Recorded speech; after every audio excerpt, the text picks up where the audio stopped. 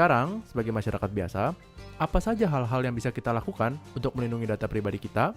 Assalamualaikum warahmatullahi wabarakatuh.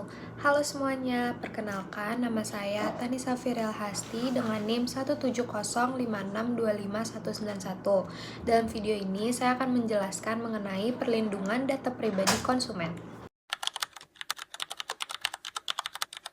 Nah, sekarang kita akan menjelaskan apa maksud dari data pribadi. Data pribadi adalah informasi apapun yang dapat digunakan untuk mengidentifikasi seseorang secara langsung atau tidak langsung, baik secara daring maupun luring. Data pribadi ini penting untuk melindungi kita karena seringkali menjadi target kejahatan cyber atau untuk penipuan dan akses ilegal. Data pribadi dibagi menjadi dua. Yang pertama ada data pribadi umum dan data pribadi spesifik. Kalau misalkan data pribadi umum itu kayak nama, alamat, email, nomor telepon, dan juga tanggal lahir.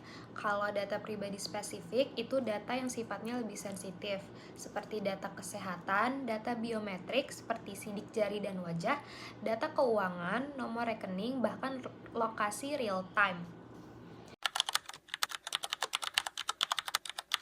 Nah, kenapa perlindungan data itu penting? Karena bisa aja kita mendapat kebocoran data dan bisa menimbulkan banyak resiko. Contohnya itu seperti penipuan online, pencurian identitas, penyalahgunaan akun bank atau media sosial, dan juga penyebaran data tanpa izin.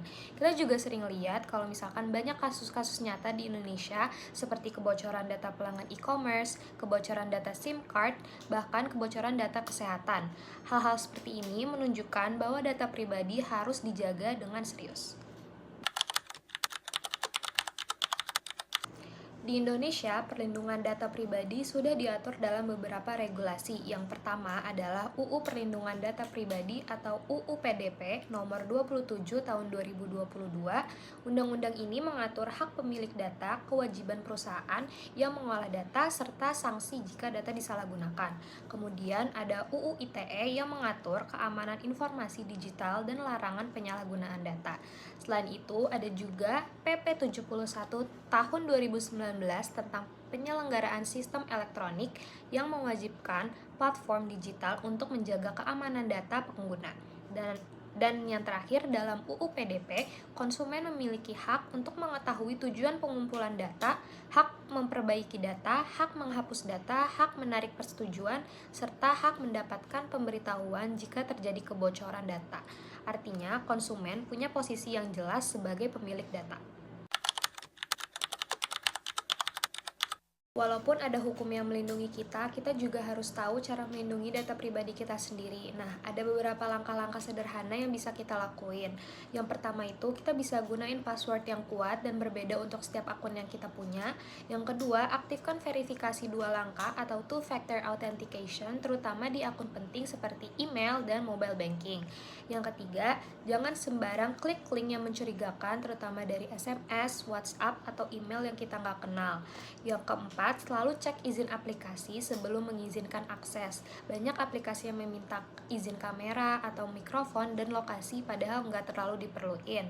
Terus yang terakhir, hindari mengupload dokumen penting seperti KTP atau kartu keluarga di platform yang tidak resmi. Dengan langkah-langkah ini, resiko kebocoran data bisa jauh berkurang.